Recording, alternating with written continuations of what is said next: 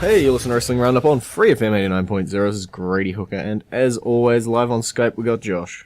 Yo. So we'll start off with Raw here. Braun Strowman, monster of a man, took on 4 local competitors at once. Just shows again just why he is so dominant. But after that match, and I only saw it this morning on social media, Braun Strowman will be facing Roman Reigns at Fastlane. Yeah, it was, I think that was announced, that was the backstage segment right after his match. Yeah. Yes, it's a stopgap for Reigns on his road to WrestleMania. I still think the road to WrestleMania is just so murky. Like, every time we think we know where it's going, it takes a turn. Of course, day by day, the fog starts lifting, and you can start seeing further down the road, but I wouldn't be going 1,000 miles per hour. Don't know what's ahead of you. That was a really bad anecdote. It'll be Braun Strowman that's ahead of you, and he'll probably stop that car dead, suplex it, and crush it down to the size of a tin can. Braun Strowman, honestly, is a super standout since he left the Wyatt family and went on his own on Raw. Honestly can't think of anything that could have happened that would have been better for the guy. Still don't know where exactly he's going from here. But we'll figure it out as we go along. But 2 big guys that we do know what their road to WrestleMania looks like. Goldberg and Brock Lesnar. Shock, horror, they're having a match.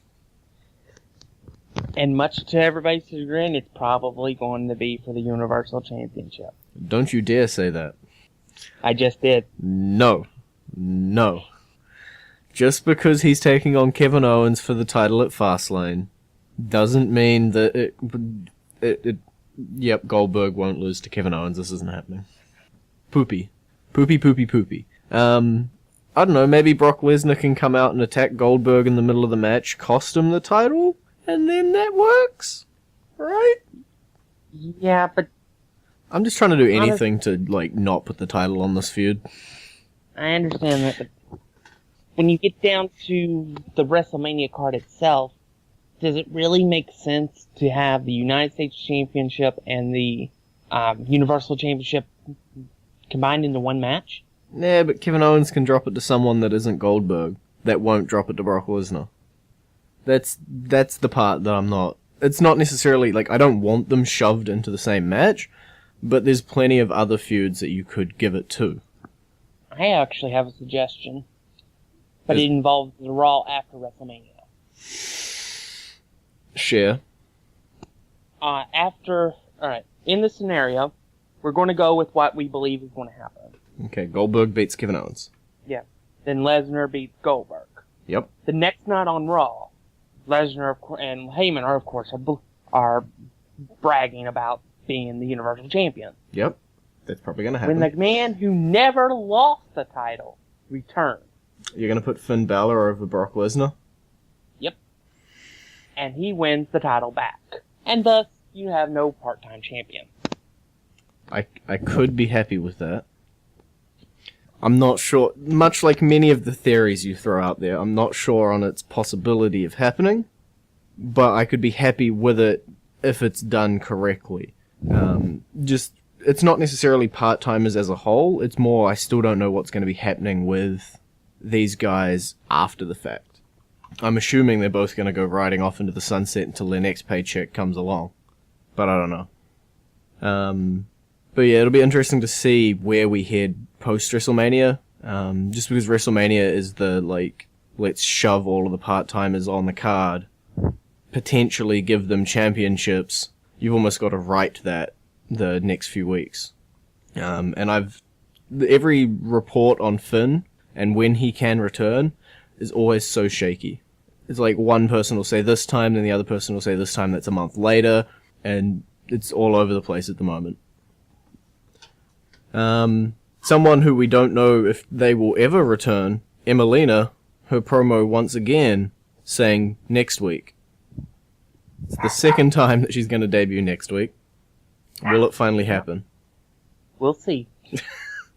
I will take that as a no. That's me hedging my bet in case it does happen.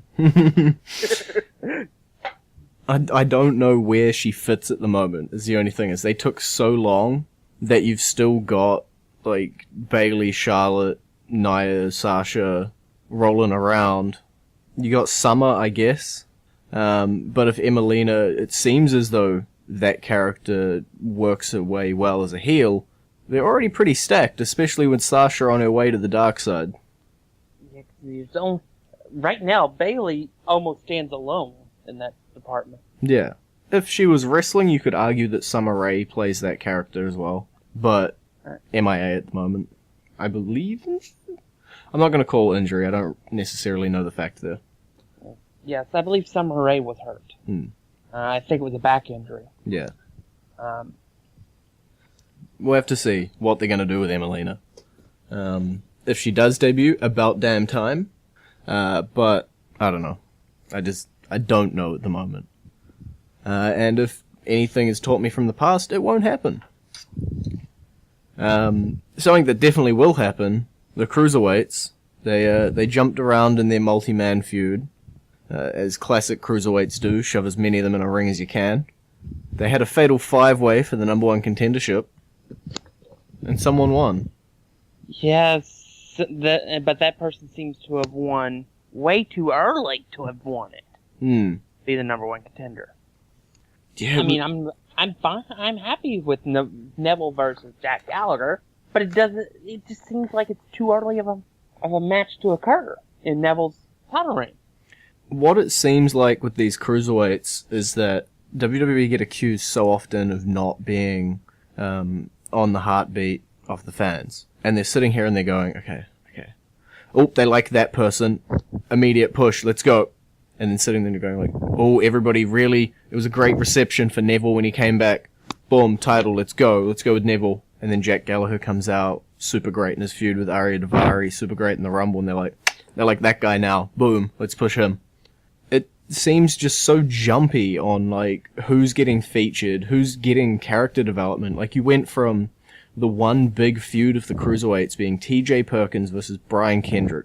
Full backstory. Brian Kendrick was the only well-developed heel. TJ Perkins had the backstory, had the character and everything.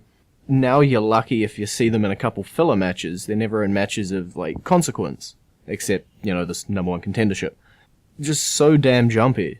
So no one's getting this sort of sustained build and sustained development. Because we're just jumping around on who we're featuring. And they'll often forget about the character or anything about the person once they've achieved their mission. Rich Swann was overly charismatic, but as champion, nothing. Yeah. Just like, yeah, okay, done, let's move on. And honestly, I just don't know. That is definitely not the way to book a division. You can see it as, couch booking or whatever the hell you want to call it, but you need to sit down and you need to do some long-term planning. There needs to be some development here. There needs to be the secondary feuds that are getting characters built and developed as we're moving through that remembers these characteristics of why people loved them. When they were first shown, people loved Cedric Alexander. Not featured as much at the moment. TJ Perkins, people could hate him because he dabbed. Still had the charisma there. Rich Swann, extremely athletic, people loved him. Neville, people loved to hate him. Brian Kendrick, people love to hate him. And now we get maybe 2 of them doing anything of consequence on the shows, not just shoved into 6-mans or even in this case a fatal 5-way. It's still 5 men just shoved in the ring hoping for the best. And then there's still talks of bringing in more Cruiserweights. I think we need to work with the lot we have and start setting out what the hell they're doing before we even think about, the next step. Let's have another title change. Well, no, let's build this. And let's have this set up and go boom, boom, boom, boom, boom. Before we just jumping into something because he's the soup of the day. Yeah. Well, that was probably the biggest rant I've done on this show. But yeah, the Cruiserweights was something that I was so damn glad about that if done well could have been great. And you can just see all of the flaws hitting and you can see the future and it doesn't look bright. I can put my sunglasses in my pocket. Yeah, the Cruiserweights, they're just not translating. And it's because 95% of them were unknowns. And 90% of them of that 95% have no personality whatsoever. Yep. People can say it's because they force them to wrestle the WWE style. That they don't let them do any this, that, and the other thing. It's because they can't make people care. You have to be able, in this business, especially WWE, you have to be able to make people care about you. And if they don't, no amount of flipping or anything is going to save you. Yeah. Well, two people that did manage to connect with the fans. The Rock and Roll Express, Hall of Fame, bound. Again, much like the theme with the rest of the guys who've been rumoured, a lot of people's opinions were about damn time.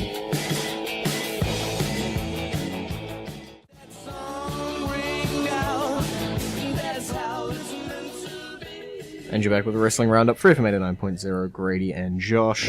So we're going to look ahead for SmackDown. We're going to look at the Elimination Chamber match. Pay-per-view, sorry. Headlined by the Elimination Chamber match. There's my out.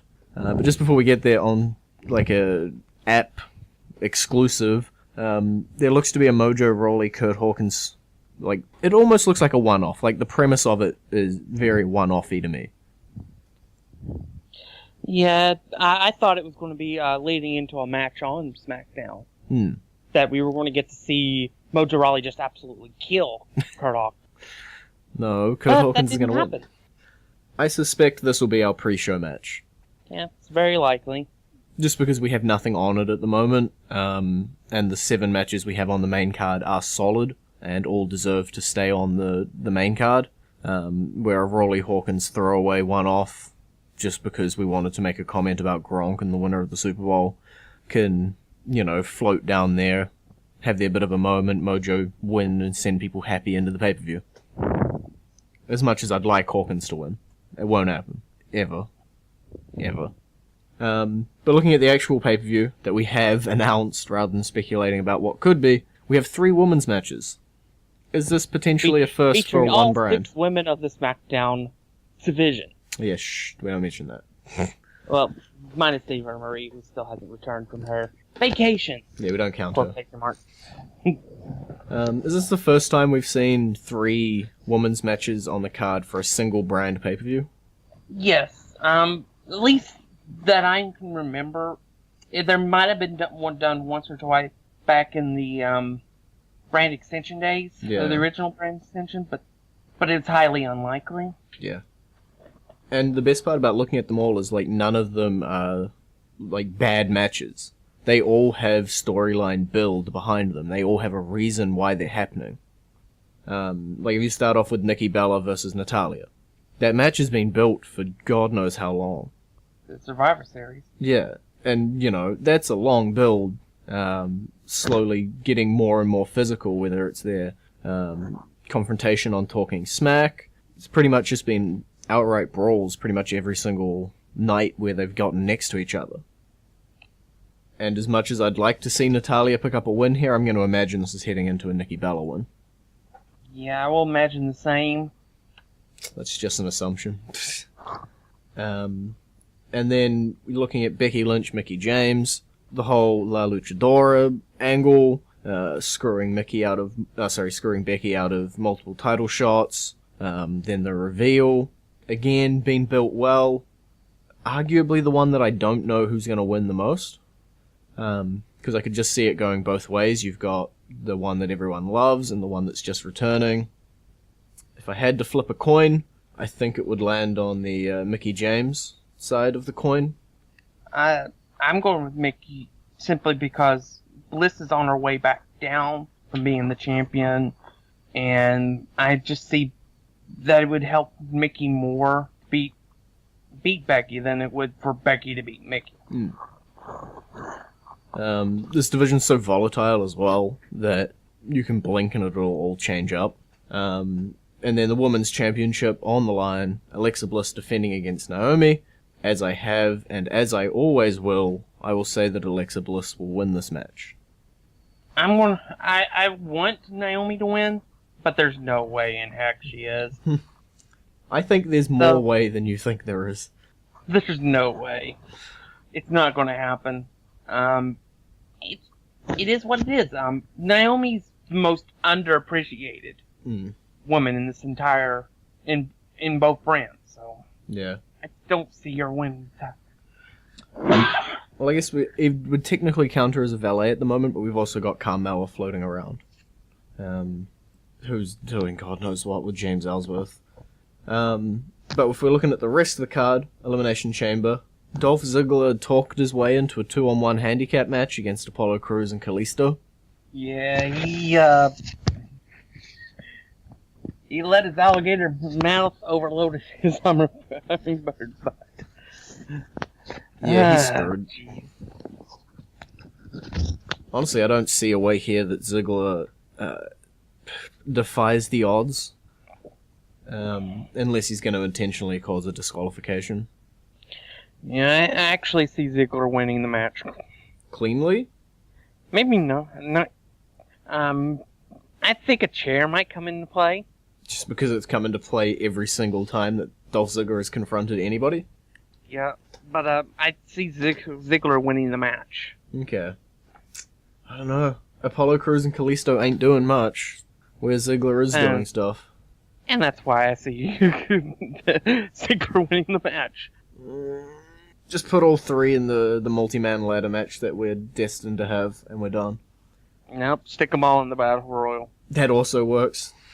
No multi-man ladder match. Especially Especially for the Intercontinental title. As much as you say that, we will get our multi-man ladder match. Might not be for the Intercontinental title, but we will get a multi-man ladder match. Tag Team Turmoil, not an Elimination Chamber match. American Alpha defending against every other tag team on the roster.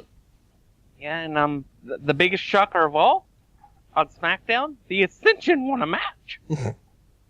I think what that hints towards is that Breezango is going to win the titles. Who knows? American Alpha might just sweep the entire division in one fellow swoop. No. Breezango win, 100%. All behind them. It's not uncommon for it wouldn't be the first time that somebody entered the start of a tag team tournament match as the first team out and beat everybody that comes out. Yeah. I just feel like if they did that there's not necessarily any competition left in the division. Especially if you're putting the stronger teams towards the tail end, and American Alpha can come out and say, we already fought 4 teams, and then we were able to defeat you. Why are you a challenge now? But we'll see what happens. The order could completely change my prediction for it, but I'm going to sit fast on the Breezango prediction, which will probably hurt my prediction percentage. But sometimes you just like to make predictions like that and really just cross your fingers and hope it happens. I'll go with I think American Alpha will retain the titles, but I will throw an off the wall one as a potential one as well. Okay. And that's the Vaudevillains. Yeah, I saw that. They're the ones that I look at the list and I don't know what's happening with. Yep. Vaudevillains were an interesting lot. Another case of really great in NXT, came to the main roster, didn't find their footing. With everybody in this match, I wouldn't be surprised if they won. Even the Ascension. As much as they have also been bungled to all hell, if they won this match, I'm not 100% surprised. But Breezango will win it, so actually I will be surprised if anyone other than Breezango wins it. Well, yeah, I made a joke that, because somebody said even, the Ascension looked surprised that they won a match. And I go, you would be too if you hadn't won a match in a year and a half. Yeah. Pretty damn surprising. Luke Harper, Randy Orton. Randy Orton will win because he needs the momentum going into WrestleMania. This is all about building Luke Harper. Yep. 100%. There's so many different things you can do with Harper at this point that I just don't know what the hell we're going to do. Especially if it's going to be Randy Orton Bray. What we can do here.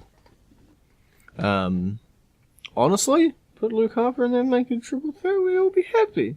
If the rumored John Cena match doesn't happen, someone on Reddit, I don't remember their username, did say that Luke Harper should just use John Cena as his new Bray Wyatt. So come out dressed as John Cena and adopt his mannerisms like he's his new cult leader. I hope that was a joke, and that was not seriously a gimmick contention there, but Luke needs something to do at the moment. And maybe that thing is winning the Andre Memorial Battle Royal. Maybe. Because it's done so much for every previous winner. I just want to see them get behind Harper.